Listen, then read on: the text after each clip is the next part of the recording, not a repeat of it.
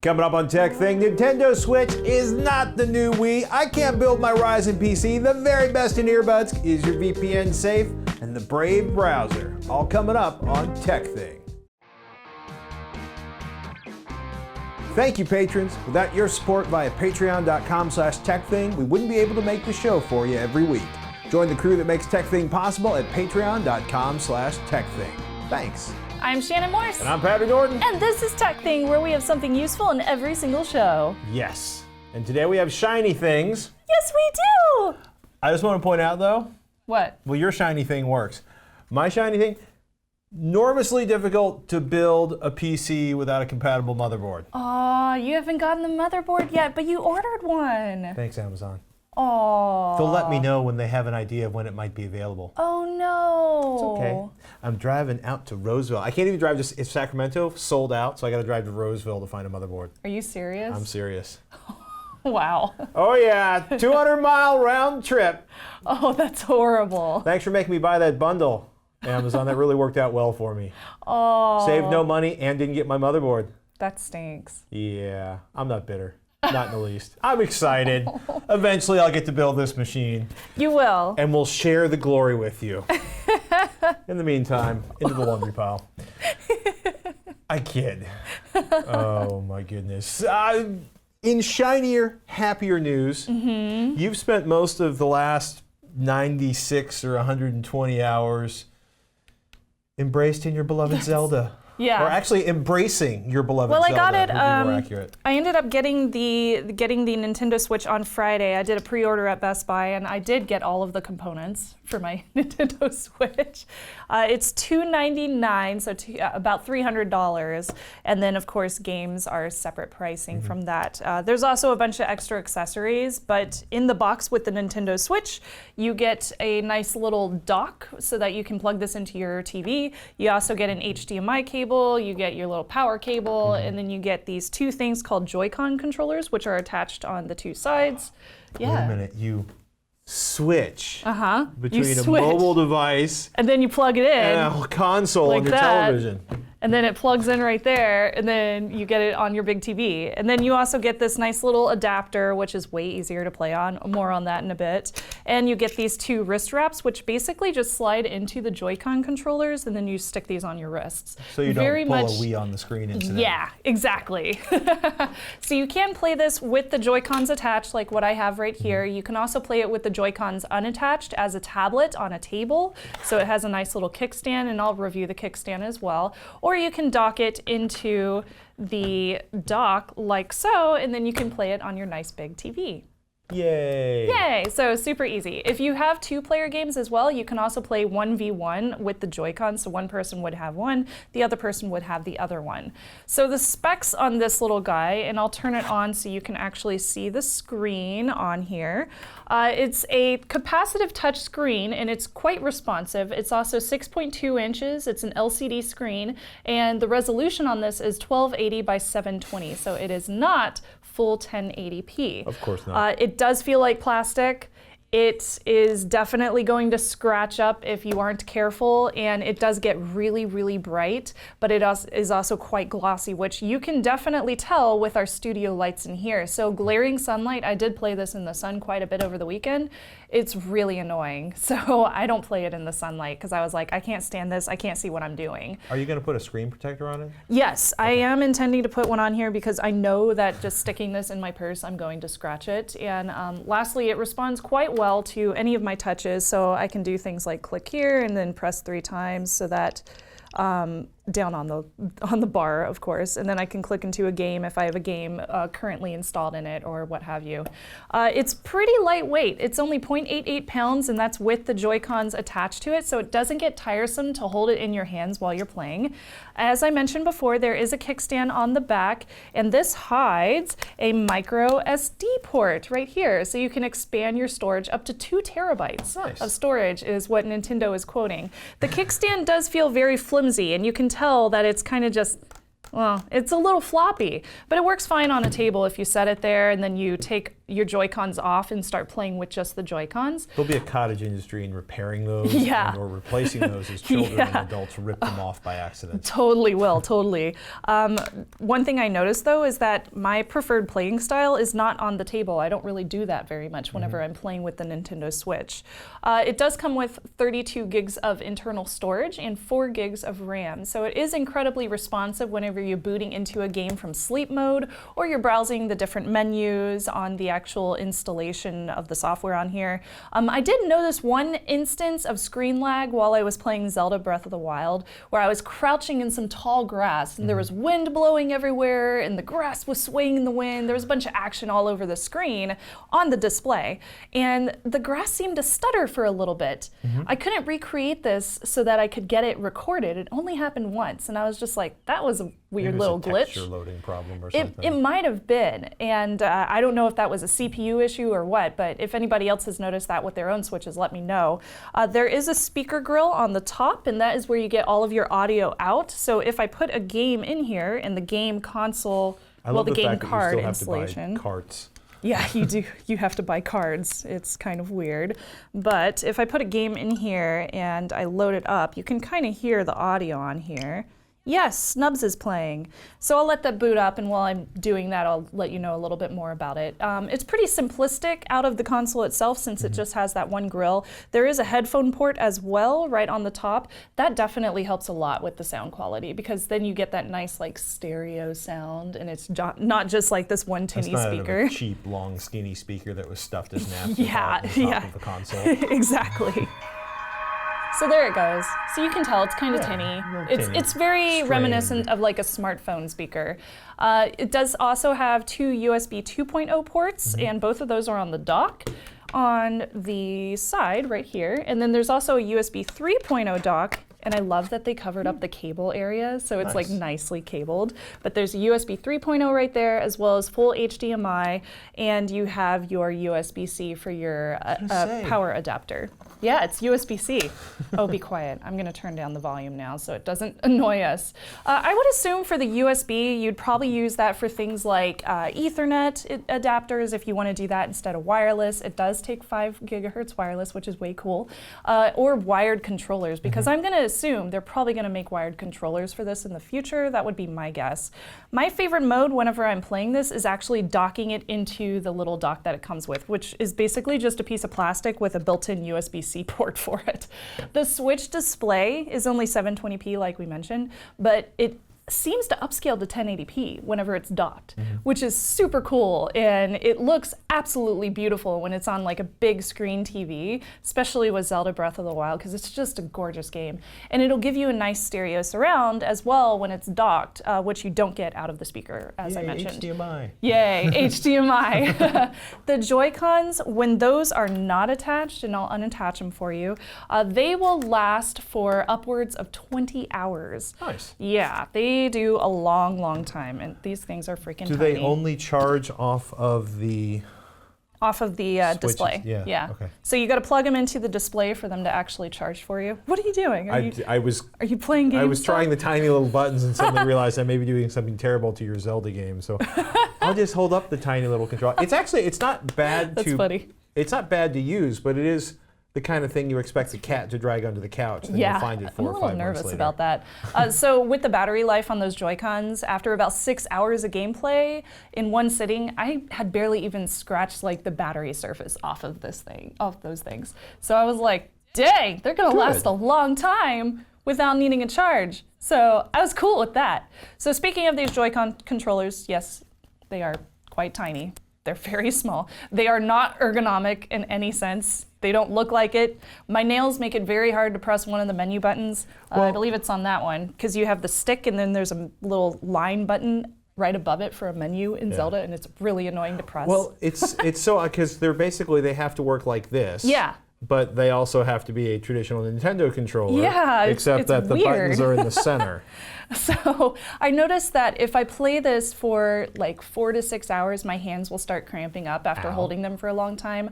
They do have vibration feedback built in, which is pretty cool in hand, especially when you're playing a game and you like that vibration feedback. I much prefer using the controller adapter over just the Joy-Cons. So when you plug these into the controller adapter, it's very much reminiscent of what you would normally get with a traditional console controller. So it's much easier to play when you have a nice grip on the back, and it gives your hands not so much of such a tight grip. Right. You have a little bit, you can hold them a lot looser, I guess is what I'm getting at.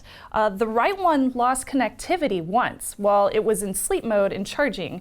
It was really weird because it was still plugged into the display. So I was like, why did it just lose connection? It's so weird. But I manually had to reconnect it, and then it never happened again. Strange little thing there. The games, like you saw, they are on little SD cards, and they tell you not to they tell you not to unplug it while you're playing a game, but I'm gonna do it anyway, and hopefully I don't lose my game. So they come on these little SD card type thingies, and they are not SD cards. Why? Oh. I think there's an SD card inside of there. There's noise. So they are kind of proprietary, at least on the outside. Yes, the label does taste bitter. I tasted it. I did. As bitter as having a Ryzen processor and no motherboard? Yeah, there you go. It's not that big. Do you want to taste it? No, I'm good. It's not that big of a deal. Like my husband tasted it and he was like, that tastes weird. And I was like, I can't taste it because I eat lemons all the time. True story. So it wasn't that strange Urban for me. Dictionary lately. Is there a cartridge No, Nintendo like Switch tasting Nintendo actually, apparently they added some kind of bitter taste to this so kids wouldn't eat it. And I didn't think it was true, but it does have a little bit of a bitter taste. It's weird. I don't know. All right, so really interesting. Let's talk about battery life. So it's got a 4310 milliampere battery built in, and it charges over this USB-C AC dock that you get with it on the bottom of the display. So when it's in dock mode, it takes about 2 hours and 30 minutes to charge fully. You won't be able to charge it if you have it in kickstand mode because obviously it's covered up by the table. So keep that in mind. But once you have it fully charged, for example, Zelda Breath of the Wild gameplay lasts about 2 hours and 50 minutes if you're playing straight through. Not a long time at all. Oh, less than 3 hours, yeah, so pretty terrible. If you want to charge while on the go, though, I found this out, and I'm gonna put a link below so you can get the same exact one that I got and the same exact cable that I have. From 0%, my Anker battery charged it in a little over 3 hours. Cool. So slower than the included wall adapter by about 30 minutes, but it still charged it. And I was like, that's cool. Yay. Now, if my Anker is fully charged, it will charge the Switch while I'm playing Zelda Breath of the Wild. And that was awesome. I was really excited about that. So I fully charged my Switch, I plugged it into my Anker battery, and then it stayed at 100% for 3+ hours before I had to turn it off and actually like go eat something. So this battery was down to like 60% battery life by the end of 3 hours, and my Switch was still at 100% battery. That's perfect. That's great. That means you can play the Switch for as long as your battery will last, as long as your battery can actually charge it. Now, someone's gonna be buying 6 batteries before they go to Australia. most likely I will, because that's like a 20-hour plane ride. Which reminds me, I'm gonna need something to do. Pokemon on a plane. Oh man, if only GPS worked on a plane. I can make that happen. Not gonna say how. So the adapter on here is 5 volts, 5 volts, 1.5 amps, up to 15 volts and 2.6 amps, which means you're gonna need a lot of watts to keep it powered at the highest amount. But apparently, if you get the Anker and the cable that I'll link below, those will power it enough. And nice. I haven't checked the wattage on the Anker, but it's probably quite similar to what I have there. And with the USB-C cable that actually charges at the amount of speed that USB-C is supposed to, you should be golden. So in theory, I could use any USB-C quality USB-C charger to charge this. Yes, as long as it has the wattage needed to keep this thing going. Lastly, the software on this, it is running a really, really simple menu. It's really easy to use. You can create a nice little profile and you can connect it to your Nintendo account to share screenshots from the Switch to your social networks. I did this with a really strange spoiler alert picture of a dragon in Zelda. It creeped me out and I posted it in the middle of the night. It's very easy to customize your settings and choose different games. There are parental controls built in, which Patrick, you would probably get some use out of. It keeps them from playing for 15 hours straight or whatever they can get. We have a strict games near the parents' internet with the parents. Perfect. Yeah, that's good. Give me the tablet or you will never see it again. Yeah, so you can, customize your settings and stuff. Apparently that might cost extra in the future to do the social sharing and things like that, but I'm not completely sure on how much that'll cost or when that's going to happen. I don't really care that it only plays games really and it only lets you share screenshots because that's all I'm going to use it for is video games. I don't care that it can't read my email or stuff like that. Yeah, I was going to say we've seen so many incredibly bad attempts. Yeah. Or attempts to take a perfectly good game player and be like, it'll browse the web, but you have to thumb type while holding these two buttons back here while spinning to the right. I mean... So I realize this is going long, so I'll go ahead and end it now because there's so much to say about this thing. Is it worth $299? I would say not yet. Are you a Zelda fanatic? Yes, I am. And in that case, yes, it's totally worth $300. I don't think there's enough content out there for most people, unless you're a Zelda hardcore geek. I am a Zelda fangirl, so I happily bought it, and I will get hours and hours and hours of gameplay out of this thing because it's an adventure game, so I'm good to go. But if you aren't a big Zelda fan, I'd say wait, because right now, they really need to get some more hyped up games out there, and they won't have any until really April, other than the 1-2 Switch game. So I would probably wait. I don't really care for more built-in usage or anything like that. So for me, just being able to play Zelda on the go and then dock it is so cool. And this new Zelda game is amazing. So I'm super happy with it. I love it. But if you don't like Zelda, you should wait. Is this the strongest Nintendo console or handheld we've seen in a long time? Yes. Yeah, it absolutely is. I think it's way stronger than the Wii U. I think the Wii U, they didn't market it well. So it didn't really hit the market that it was supposed to. That's how I feel about it. The Wii was a pretty hard hitter, but that one's been around for so long, it's really been surpassed by the PS4 and the Xbox One. This one obviously is not going to surpass those, but I don't think it's really trying to compete with that market. I think it's trying to compete with a different market. I would say it's kind of back to basics. Yeah, exactly. And I like that. I like that it's very old school in a sense. So for me, it's totally worth the $299.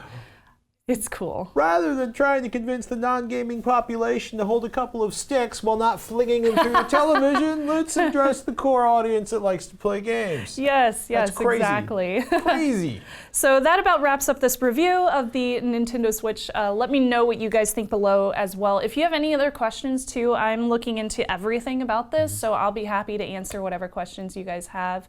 I've been playing with it a ton, so yeah, anything you need to know, I'm your girl. You can email me, ask@tekthing.com, or you can comment them below, and I'll be sure to answer. We got an email from Marcus who writes, could you please review the Brave browser on your show? Are there any advantages over Chrome? Thanks for all that you do, from Marcus in Macon, Georgia. Thank you, Marcus. Thank you. Very kind words. Every time I hear of the Brave browser or Brave.com, I think of the Brave little toaster. Oh, that's so cute. And in a way, this is an adventure in moving the web forward into something more functional. If you haven't seen it, go to brave.com.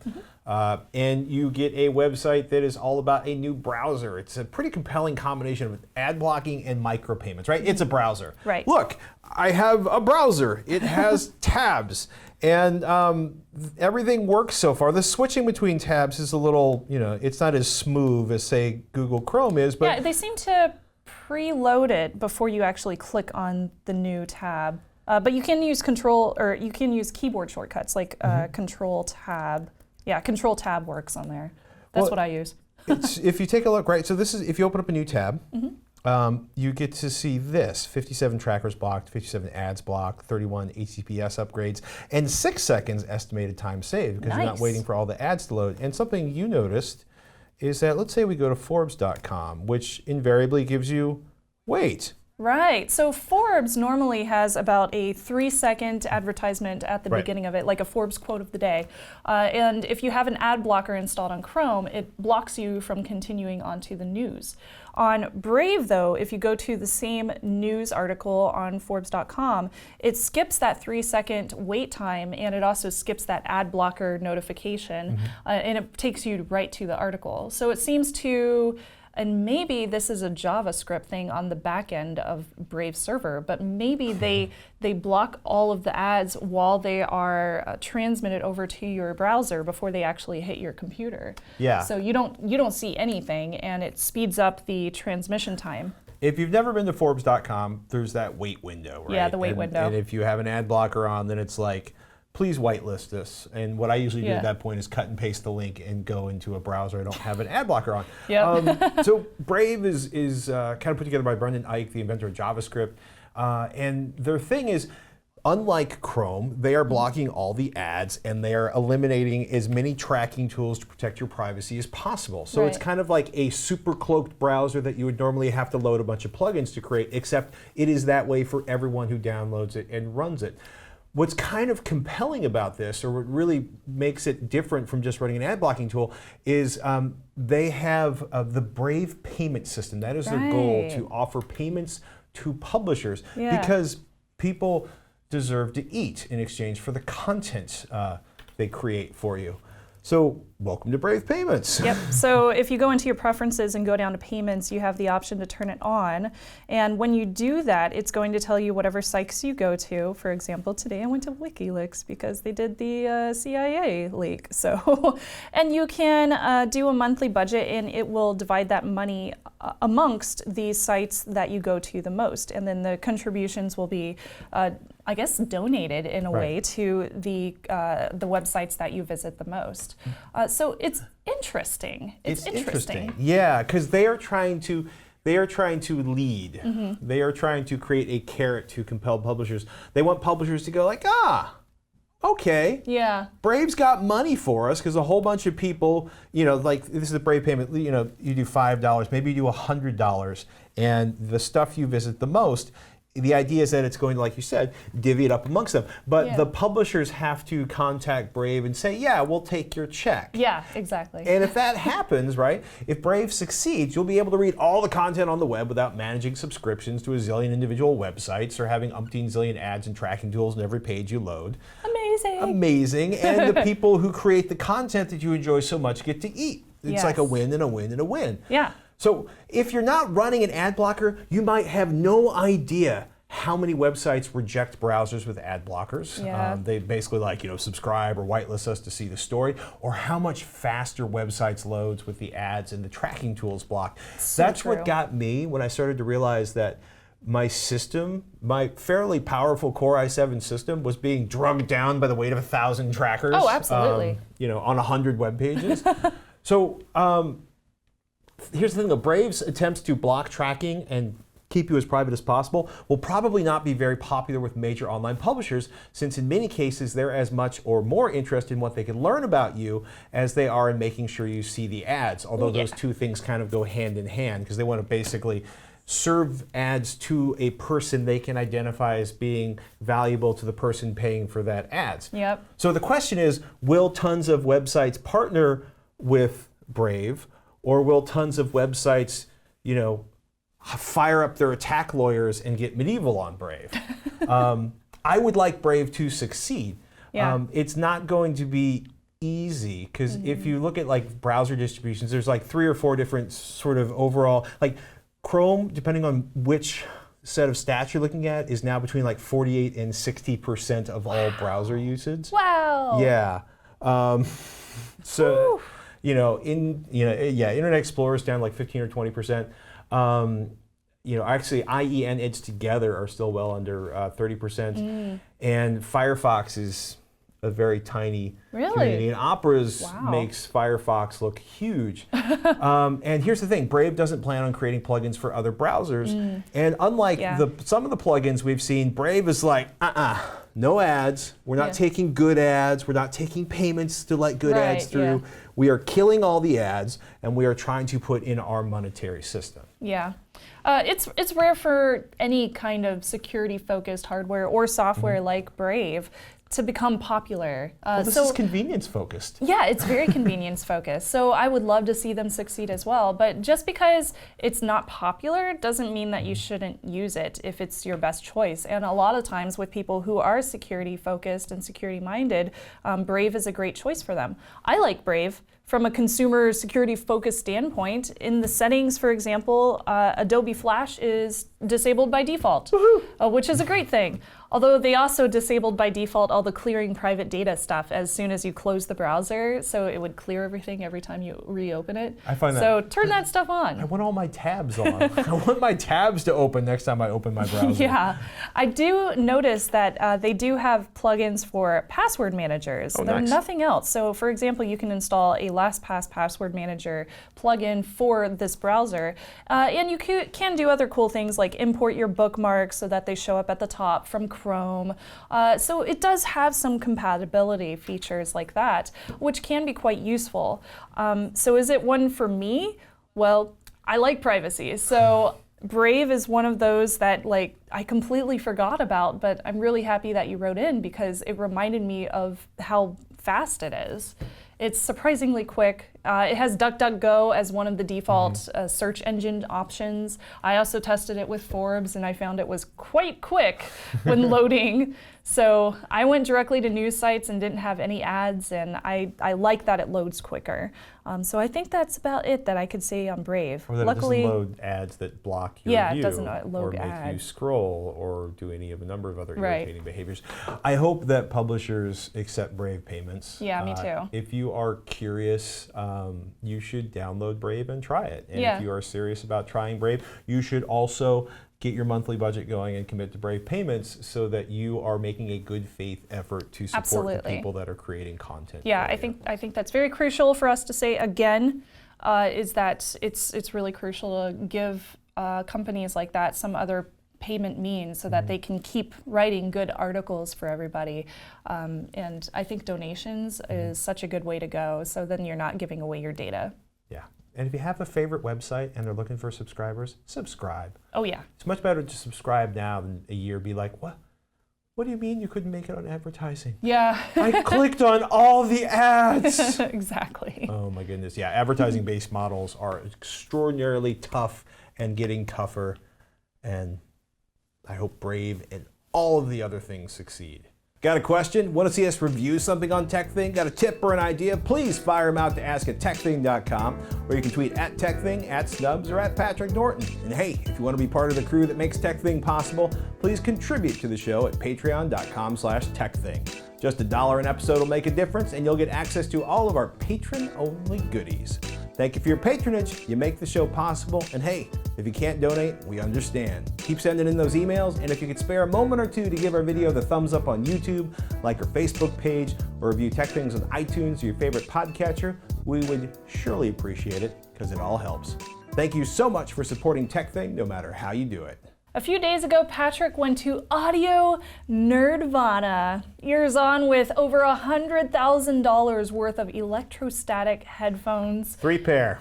He's not ready to talk about that quite yet, other than 3 pairs, but we have got a speed round of much more reasonably priced earbuds for you today. Oh my goodness. I'm excited. I'm excited too. So, back in October, I heard there was another audio revelation, right? A company called Audeze, we've talked about them. They did the iSine, which is one of the smallest planar magnetic headphones we'd ever seen, and they came out with the Audeze iSine 10 and the iSine 20. And these are crazy because those are planar magnetic in-ear headphones. And they look a little kind of crazy when you're in your ear. They're big. It's got a 30 millimeter planar magnetic diaphragm inside of there, and they sound incredible. Yeah? They sound amazing. They sound like great, big, massive, over-ear, planar magnetic headphones. Maybe not as good as an $1,800 pair or a $5,000 pair, but they sound incredible. It's $399 for the iSine 10 and the iSine 20, which delivers audibly better bass, probably some better sound staging, is $599 with a lightning cable, $549 without. Not cheap. No. But compared to, like, say, Audeze's $8,000 headphones, a bargain. Yeah. And they say, like, put it that way. Well, yeah, it's a relative thing, but apparently the voice coil or the conductive material on the surface of the diaphragm inside of here covers more of the coil in the 20, and that gives it better control and responsiveness for bass clarity and improved imaging. They're pretty amazing. I got to hear them while I was listening to the $50,000 headphones last weekend. I got to listen to them again, and they sound amazing. Yeah. And they have the optional lightning cable, and they definitely have a look. Let's see that look one more time. They're a commitment. Yes. They look much less comfortable than they actually are in real life. I just want to say that. It's good to know. They are a commitment, though. They are a stylish commitment. So that said, if those are kind of like the best in-ear monitors I've heard so far, my favorites are still One More's triple driver. Yeah. They are like $99. I've seen them, but they're $100 now. I've seen them on sale for $79. Fantastic audio, and I guarantee they are a huge step up from anything that came with your phone. And quite frankly, you're going to spend hundreds more for a massive jump in quality. Oh yeah. Yeah, I mean, and you can get ridiculous really quickly, but for $100, this is about as good as in-ear monitors get, unless you want to start spending the big dollars. The big bucks. The big bucks. And the bucks, they add up quickly, and the more expensive they get, sort of the tinier the increases are. That's a whole nother conversation. So that brings us to a couple of new products, which, the first one was announced back at CES. These are One More's quad driver in-ear headphones. $199. Okay. They're taking pre-orders now. They ship the first week of April. If you want more bass, but bass that doesn't suck or overwhelm everything else, these are pretty amazing. There are 4 drivers stuffed inside of these earbuds. Yeah, I've seen some that are a little bit bigger that have 11, so it's, the whole in-ear monitor thing gets completely over the top like everything else in audio. A diamond-like carbon dynamic driver and 3 balanced armatures, which if you're kind of wondering what in the world that means, it looks something like this. There's a big driver in the back, and the armatures basically means there's kind of a rod that pushes what you would think of as a speaker rather than having a lever pushes the speaker instead of sort of having a coil and a magnet behind the speaker. I am oversimplifying and doing a poor job of describing the armatures, but you get the idea. Basically, there are 4 speakers inside of each one of these earbuds, and each of those 4 speakers do a different chunk of the audio spectrum, from the low end to the high end. Now, if you look around for the at the box on One More and the box for the next earbuds I'm going to talk about, you'll notice they have like a little high-res audio buttons. Oh yeah, I see that all the time. Yeah, and they go from 20 to 40,000 hertz. Okay. I don't want to get into arguments with my audiophile friends, but you can't hear 40,000 hertz. And if you're over 30, you probably can't hear 17,000 or 18,000 hertz. And if you're over 40, you probably can't hear over 60,000 hertz. But let's just say these are very, very good. And some of the high-res audio stuff I find fluffy. Fluffy. Fluffy. I've never heard you say fluffy to describe audio. Well, sometimes it gets really thin. That's cute. The kind of... The math fails and the heart prevails. Yeah. But we'll get into that argument later on this year as some of the new stuff comes out. But there we go. Apparently I should not wrap these around my neck like this. The quad driver ear headphones, solid mic performance. They have somewhere on here, there it is. They have a simple 3-button remote, handles playback calls, skipping tracks, all that good stuff. Got it. They are really serious at One More about making sure you have a good seal between your ear canal and the in-ear monitors. They come with 1, 2, 3, 4, 5, 6, 7, 8, 9, maybe 10 different sets of tips. That's a lot. Yeah, they basically have from 10 millimeter to 14.5 millimeter in the silicone and 11, 13, and 14.5 millimeter foam tips. Wow. Because if you don't have a good seal between the in-ear speaker and your ear, you have no bass and things sound horrible. I think you'll also notice in the wonderful presentation packaging. They've got a clip to tie it to your shirt. They've got a 1/4-inch adapter and an airplane, the 2-jack airplane adapter that comes inside of that. That's nice. So part of the big thing about this is that they are supposed to have really good low end. And it kind of came together for me. I was listening to That's It by the Preservation Hall Jazz Band, which opens up, first track on the album is this very sort of slinky New Orleans jazz number with 2 tubas just cranking in the background. Cool. Those tubas really brought these earbuds home for me. I felt like I was like right up in the face of the tubas. If you're the person that likes to stand next to the bass cabinet at a show, these are your earbuds. Cool. And I mean, I felt like I had a face full of tuba in a good way. Bass from orchestral music to Rage Against the Machine was solid, dense, present, and dense is maybe not the right word, but it had heft. It was there. Gotcha. Okay. Think adding a subwoofer to a pair of really good bookshelf speakers and getting that low end that you covet. Now, the downside to these is they are $100 more than the triple driver. Are they worth $100 more than the triple driver? Are you a bass head in need? And that is a question I will leave for you. Pre-orders for April delivery at usa.onemore.com. Cool. And I have spent a lot of time listening to the triple drivers, and they hold up really, really well. Yeah. A different kind of cat is coming from our friends over at V-Moda, and these are the Forza. Forza! And V-Moda's, they are interested in 2 things at V-Moda. Really good audio and style. Oh, yeah. And most sporty earbuds or sports-oriented earbuds are, shall I say, mediocre on the audio front. Yeah. V-Moda's Forza they're basically trying to deliver really quality audio in a package that is, quote, mechanically sealed to be sweat and weather resistant and tested to a mil spec I will not name here because naming mil specs is kind of like a weird hobby that I'm just not going to get into at the moment.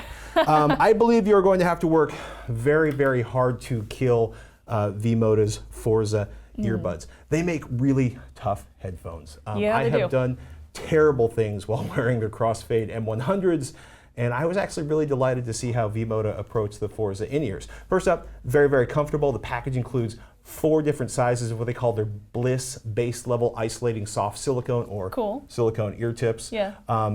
3 different sizes of sport fins, which are this little thing right here, which locks it into your the little thing that goes around your canal. And then they also include a pair of ear hooks, which I despise and refuse. And those go to in the use. back, right? Yeah. And you see my ears, they're not designed to have things hooked over them. I never bothered with the ear hooks. The fins were more than enough to keep them in place. Even if I tried to get all jocktastic with the children to knock them out, and they held just fine.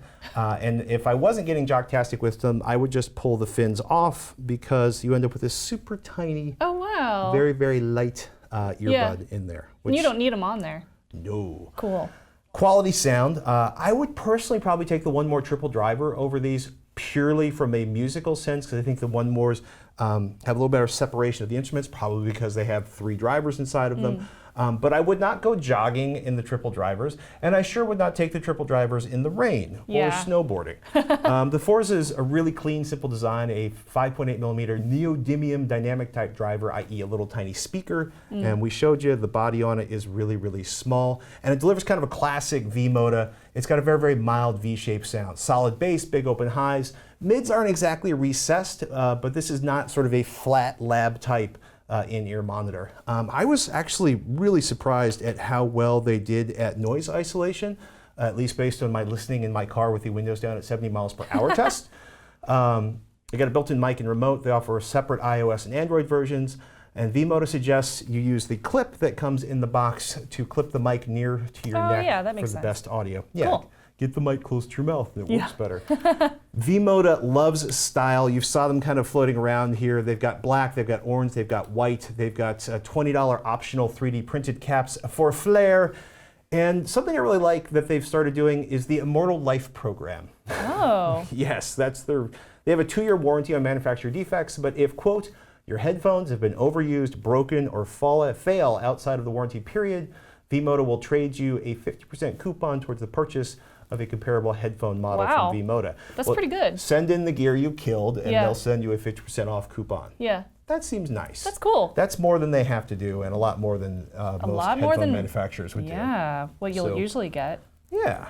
That's cool. Thumbs up if you are looking for seriously built exercise outdoor-ready earbuds with solid audio, and that's v-moda.com.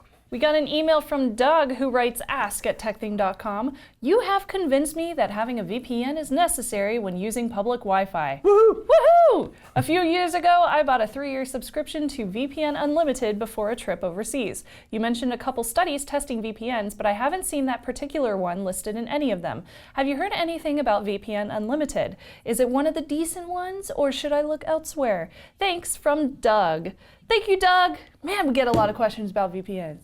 I think we started it by talking about VPNs. Yeah, it's a cycle, a conversation. Hey, that's with the audience. That's okay. I'm glad people are talking about VPNs and like on board with getting VPNs. So. This is engagement. Cool. Yeah, I like it. I like it. Oh man, there's so many VPNs to choose from. Literally more than you can shake a stick at. Yeah.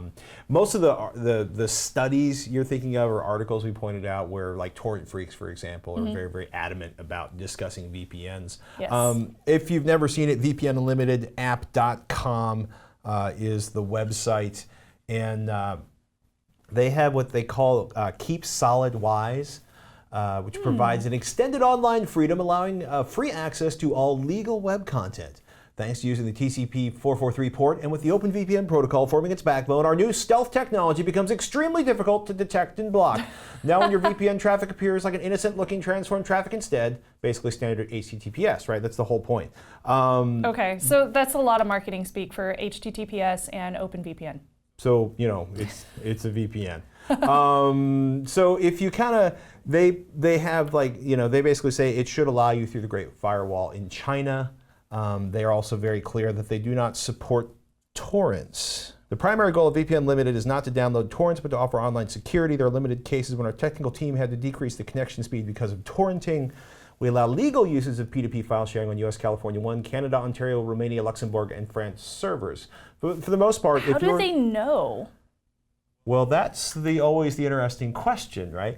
So the thing about any VPN, no matter how well regarded in the community, is that you have to trust them. Yep. Said it before. It all comes down to who you're trusting. Right. You know, do they keep log files? Do they keep information? Right. You know, for the most part, we don't expect an Ashley Madison level, like, I paid them $20 to erase my information, and they kept all of my information and kept it insecure and let it, you know what I mean? It's, generally speaking, I think most VPN operators that have a fairly high profile mean well. Right. There's a really good write-up on Keep Solid VPN on TechRadar. And they did basically a full review of Keep Solid VPN, and they noted that Keep Solid's terms and conditions explain that the company logs only basic details about service activity. This is good, including session duration and bandwidth use. Otherwise, there's no routine logging of whatever a user might do online. This is what we're looking for. Okay. However, there is an exception. When users are expected of activities which are declared illegal by the laws of countries where the local Keep Solid incorporated servers are hosted, in which case, quote, we may log information, not including private data, which is necessary to prove the user's innocence and protect our service. I see. Do with that what you will. This Yeah. should hide your IP address. It should make tracking your habits, you know, more difficult. It should hide all of the content you run, or basically everything behind the VPN should be hidden from your ISP. Okay. But if you kind of dig through VPN Unlimited server locations map, remember, if the servers you're using are located in your home country and you're worried about the law, this is probably not the best choice for you. Right. Especially if you are, you know, say in a place where they are pretty mean to people who disagree with the government. It's interesting. None of VPN Unlimited servers are in China, for example, but some of the locations listed in their Keep Solid Wise page, quote, the best choice for those living or traveling to have VPN Unlimited servers hosted there, which means they might log data there. So if you take a look where they say like the Keep Solid Wise protocol is the best choice for those living or traveling in China, Russia, Turkey, the UAE, Indonesia, Syria, Saudi Arabia, India, Iran, basically places where they get really nasty with people they disagree with, and you take a look at where their servers are located, you'll notice there's no servers in China, but there are, for example, several servers in Russia. Ah, so, I see. you know, double check, right? Make sure you know where you're logging in and where you're traveling, because it would be heartbreaking for you to be doing something that, let's say, large Eastern European country that we are currently involved in political imbroglios with, and they were accessing your information because legally they felt they were entitled to, or legally they are entitled to, and VPN Unlimited is obeying the local laws. So again, this comes back to one of our rules of thumb. Are you a sort of a freedom fighter and, you know, fighting for democracy and joy, or are you just trying to bury torrents, or are you trying to just keep your banking safe when you're in a hotel? I think you're good to go with like your banking or keeping people out of your VPN in a hotel. Seems to be good. There's too many VPNs to review, but hopefully what we talked through here helps give you guys the info you need to choose wisely and advance your online freedom. All right. I'm going to wave a flag now. All right, I think we're done here. But remember, once in a while, put down your phone. I almost said step down your phone. Put down your phone, step away from your screen. Stomp on your phone. Just kidding, don't do that. Don't yell at me if you do. And do something analog, like Patrick's pick this week. Get your 24-hour breakfast. Well, go to a 24-hour diner and get some breakfast on at 2 a.m. Yes, so preferably fun. after seeing a live band. Oh, that sounds cool. Good for you. That sounds really fun, actually. Yes. And you can use a VPN while you're doing it. And you can use a Nintendo Switch while you're on the go. Just bring a battery. At the diner. Nothing says nerds like browsing the web and playing Zelda in the booth waiting for your eggs. It's true. I'm Patrick Norton. I'm Shannon Morse. See you next week on TekThing.